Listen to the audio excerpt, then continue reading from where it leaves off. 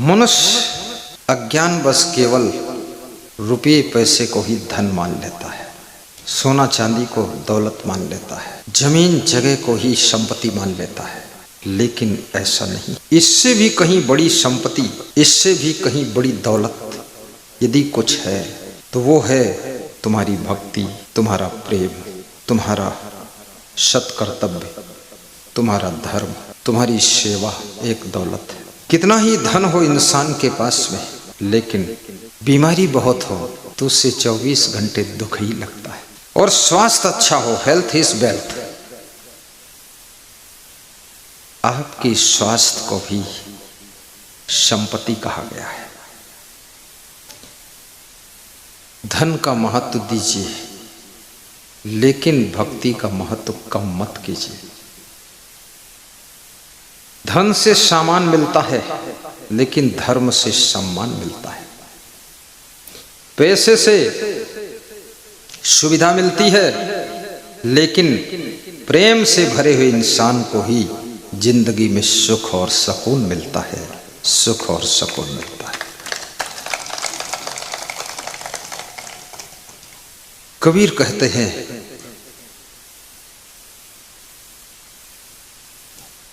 जो आत्मा इस शरीर को जीवित रखता है, उसी आत्मा का ज्ञान नर नारियों को नहीं होता है। मैं कौन हूं ये ज्ञान ही नहीं है। स्त्री समझती है मैं एक नारी हूं, पुरुष समझता है मैं एक पुरुष हूं, लेकिन नारी तो केवल शरीर ही नारी है, पुरुष तो केवल ये शरीर पुरुष है। लेकिन इस शरीर का जो जीवित रखने वाला परम तत्व आत्मा है, वो न स्त्री है न पुरुष है, वो तो केवल ज्ञान स्वरूप आत्मा है। इसलिए मृत्यु के बाद आपकी आंख रहती है, लेकिन देखने का ज्ञान नहीं करती है। आपकी नाक है पर सांस नहीं लेती है, आपके कान है पर शब्द सुनते नहीं, क्योंकि शरीर मर चुका है। तो शरीर में मरा क्या है?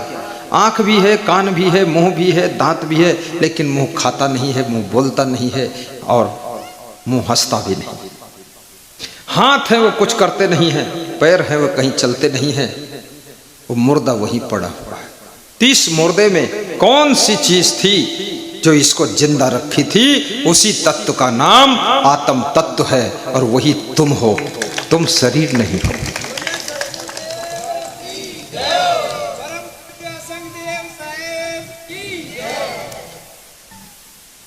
जब तुम मां के गर्भ में नहीं आए थे,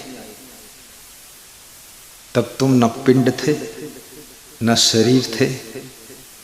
ये आत्मा जिस समय एक शरीर को त्याग करती है और दूसरे नए शरीर को धारण करती है, बीच की जो यात्रा का समय है, उस समय ये शरीर से मुक्त रहती है। और नए शरीर की रचना में भी 9 महीने लग जाते हैं।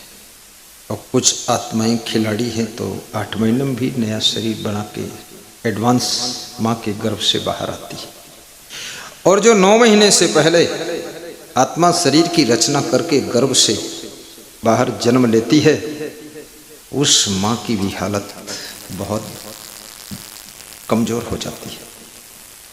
और जो बच्चा है वो भी बड़ा वीकनेस लेकर पैदा होता है, बड़ा इलाज कराना पड़ता है, क्योंकि शरीर में जो परिपक्वता गर्भ के अंदर होनी थी वो हो नहीं पाई, और शीघ्र उसने जन्म ले लिया। तो अब शरीर के अंदर जिन जिन तत्वों की कमी रह गई है, विटामिन्स, मिनरल्स, कार्बोहाइड्रेट, उनको पूर्ण बाहर से किया जा रहा है। फिर डॉक्टर इंजेक्शन दे देकर, बोतल चढ़ा चढ़ाकर, जो गर्भ में विकसित होना चाहिए था शरीर, उसको अब हॉस्पिटल में विकसित किया जा रहा है। इसलिए एडवांस जन्म लेना भी खतरा है, माँ के लिए भी खतरा है और बच्चे के लिए भी खतरा है। लेकिन माँ की क्या गलती उसमें, बालक की क्या है, जो है सो है। और बहुत लेट में जन्म लेना, 10 महीने तक गर्भ रहना, ये भी खतरनाक है। क्योंकि टाइम बस 9 महीना 9 दिन, 9 महीने में 9 दिन कम या 9 दिन ज़्यादा या 9 महीना जन्म हो जाना चाहिए। बालक का शरीर माँ के पेट के भीतर परिपक्व हो चुका है, तभी जन्म होना चाहिए। शरीर के साथ साथ माँ के क्रियाकलाप, माँ की भावना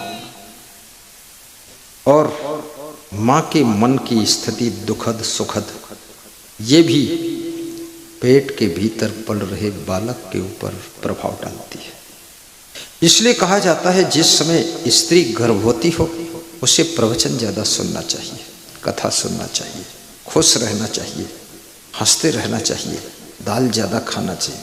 दाल ज़्यादा खाने का मतलब ये नहीं बाल्टी भर पी लो दाल, यानी कम से कम 1 कटोरा खाओ, क्योंकि दूसरे शरीर की रचना हो रही है, इसलिए आपको प्रोटीन की ज़्यादा आवश्यकता है। और हरी सब्जी ग्रहण करना चाहिए, आलू थोड़ा कम खाना चाहिए। आलू ज़्यादा खाने से भालू पैदा होता है। आलू कम। और लड़ाई झगड़ा करने से झगड़ालू पैदा होता है। दुखी होने से ऐसे बालक का जन्म होता, वो जिंदगी भर दुखी दुखी दुखी जैसा बैठा रहेगा। गुस्सा करने से, जब माँ को गुस्सा आती है, भीतर पल रहे बालक के ऊपर बड़ा गलत असर पड़ता है, फिर क्रोधी पैदा होगा। इसलिए जो माता पिता चाहते हैं मेरा बालक क्रोधी ना हो, लोभी ना हो, मोही ना हो, अभिमानी ना हो, ईर्ष्यालु ना हो, झरसुआ ना हो, झगड़ालू ना हो, कलहालू ना हो, तो वे माता पिता 2 चीज़ों पर ध्यान देंगे। नंबर 1, प्रसन्न रहेंगे, खुश रहेंगे, आनंदित रहेंगे, प्रवचन सुनते रहेंगे और गुरु का ध्यान करते रहेंगे और दुखी नहीं होंगे, एकदम टेंशन मुक्त रहेंगे। ऐसा लगना चाहिए चारों दिशा जगीरी में मन लगो मोरे यार गुरु की भक्ति में, झंझट टेंशन मत लो। गर्भवती महिला को टमाटर भी खाना चाहिए और संतरा खाना चाहिए। टमाटर और संतरा खाने से टमाटर जैसे कलर का बालक पैदा होगा। हाँ, मछली बिल्कुल मत खाओ, नहीं तो ऐसा छछुंदर पैदा होगा, सब छीछा लेदर कर देगा। हाँ, मछली, कछुआ, मेढक, सांप, बिल्ली, कुत्ता ये मत खाना। अरे दयालु कृपालु बालक जन्म लेना चाहिए। तो ये आत्मा इस शरीर को जीवित रखती है और ये आत्मा सबके भीतर एक एक आत्मा है। और कृष्ण कहते हैं उपदृष्टानो मनता चा भरता भोक्ता महेश्वरा परमात्मे चापितो देहे अस्मिन पुरुषा पर। इस शरीर के भीतर छिपा हुआ आत्म तत्व ही परमात्म तत्व है, ऐसा कृष्ण कहते हैं। मुझे संदेह होता है अगर सबके भीतर आत्म तत्व परमात्म तत्व है तो चोरी कैसे कर रहा आदमी, शराब कैसे पी रहा है? जब आत्मा परमात्मा बैठी है फिर भी गड़बड़ क्यों हो रहा है?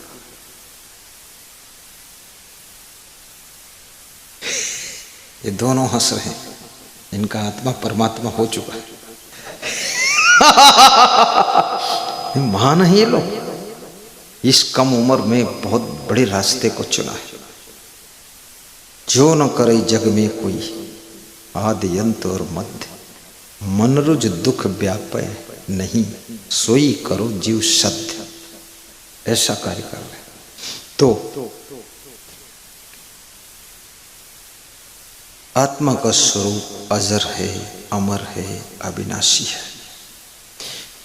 पुनरपि जननम पुनरपि मरणम की यात्रा, शरीर का जन्म होता, शरीर का मरण होता है, आत्मा ना तो कभी पैदा होती है और न कभी मरती है, न आत्मा का बचपन आता है, न जवानी आती है, न तो बुढ़ापा आता है। आत्मा बीमार भी नहीं होती है, बीमार भी ये शरीर ही होता है। अवस्थाएं शरीर की होती हैं, व्यवस्थाएं शरीर की होती हैं। आस्था से आत्मा का कल्याण होता है और व्यवस्था से शरीर को सुविधा मिलती है। इसलिए अस्थियां बिखरे, मृत्यु हो, ये शरीर आग में जलाया जाए, उससे पहले गुरु के चरणों में आस्था जोड़ लेना और जीते जी अपने शरीर के लिए व्यवस्था भी सही कर लेना। व्यवस्था गड़बड़ होगी तो जिंदगी में सुख शांति चैन नहीं मिलेगी। और आस्था अगर गड़बड़ होगी तो ये आत्मा बार बार गर्भ में जाएगा, बार बार जन्म लेगा, बार बार भटकता रहेगा और ये दुनिया के कले कलेश के दुख को भोगता रहेगा। इसलिए आस्था मुक्ति का रास्ता बनाती है और व्यवस्था तुम्हारे लिए रहने के लिए ठिकाना और खाने के लिए नाश्ता तैयार करती है। बोलिए सद्गुरु भगवान की जय। जय जय। सबसे बड़ी बात है आस्था बढ़ाओ। आस्था और व्यवस्था का अटूट रिश्ता है। आस्था बढ़ती है तो आस्था के पुण्य से व्यवस्था भी बढ़ती है। धन भी कमाओ, धन कमाना पाप नहीं, धन का लोभ करना पाप कराता है, धन का अभिमान पाप कराता है। धन तो भगवान के पास भी था। कृष्ण के पास सोने की द्वारिका है, राम के पास में सोने का कनक भवन है, शंकर जी के पास में क्या पूछना है। शंकर जी बहुत धनवान थे, इसलिए उनको कहा गया है भोला भंडारी। बांटते भी खूब थे। अवघड़दानी कहा गया है। अवघड़दानी वो होता है जो बिना सोचे विचारे दान करता है, विचार करता ही नहीं है। और एक कृष्ण भी थोड़ा थोड़ा अवघड़दानी थे। जब ये सुदामा के चावल मुट्ठी से खाते हैं, एक मुट्ठी खाया, भगवान होकर कच्चे चावल खा रहा है। भगवान ने सिखा दिया है ज्यादा चावल को पकाने का टाइम ना मिले तो कच्चे भी खा सकते हैं, लेकिन थोड़ा चबा चबा के खाना। पुलाव न बना पाओ तो ऐसे ही खा लो फिर। और भगवान ये भी सिखाते हैं कि 56 भोग भी लगाने का वक्त मिल जाए तो कभी कभी 56 भोग भी लगाना चाहिए। रूखा सूखा भूसा रोज नहीं खाना चाहिए। कभी तो दाल बाटी बाफले और चूरमा और चकनाचूर करके खाओ, खूब मिक्स करके दाल में उसमें डाल दो चूरमा, खा जाओ। और जिस दिन दाल बाटी चूरमा खाना, सुबह नाश्ता मत करना और शाम को फिर भोजन मत करना, क्योंकि बाटी जब उतरेगी घाटी तो आंतों से टक्कर लेगी। तो कम से कम 14 घंटा चाहिए बाटी को चकनाचूर करने के लिए, नहीं तो बाटी फिर पेट में दर्द भी कर सकती है। कितने लोग बाटी खाने के बाद डॉक्टर के यहाँ जाते हैं कि डॉक्टर साहब कल ठीक थे, आज गड़बड़ हुआ है। डॉक्टर पूछता कुछ खाया है क्या? बोले कुछ नहीं, सब ऐसे साधारण थोड़ी बाटी खाया। तो डॉक्टर ने पूछा कितनी बाटी खाया? बोले ज़्यादा नहीं खाया डॉक्टर साहब, 10 बाटी खाया। और डॉक्टर सुन करके बेहोश हो गया कि इतनी बड़ी बड़ी बाटी खाया हो, इतनी छोटी टेबलेट खिलाऊंगा वो क्या करेगी जाकर। इसलिए जितना हार्ड भोजन हो उतना कम ले लीजिए। पेट में भूख ना हो तो मत लीजिए। कोई ज्यादा आग्रह करे तो थोड़ा ले लीजिए।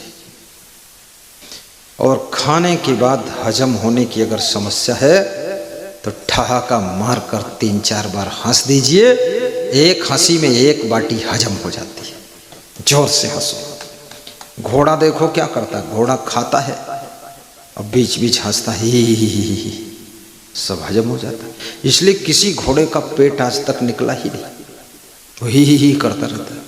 वो आदमी जवान हो जाता है, स्त्री की शादी हो गई, माँ बन गई, सासू बन गई, दादी बन गई, अब ही करना बंद कर दिया तो सब पेट निकल गया, ये हो गया वो हो गया। थोड़ा ही करना सीखो, घोड़ा से ही सीख लो, जोर से हंसना सीख लो। हंसने से कोई घाटा नहीं होगा। भगवान कृष्ण हंसते थे, त्रिलोकी नाथ कहलाए थे, त्रिलोकी नाथ।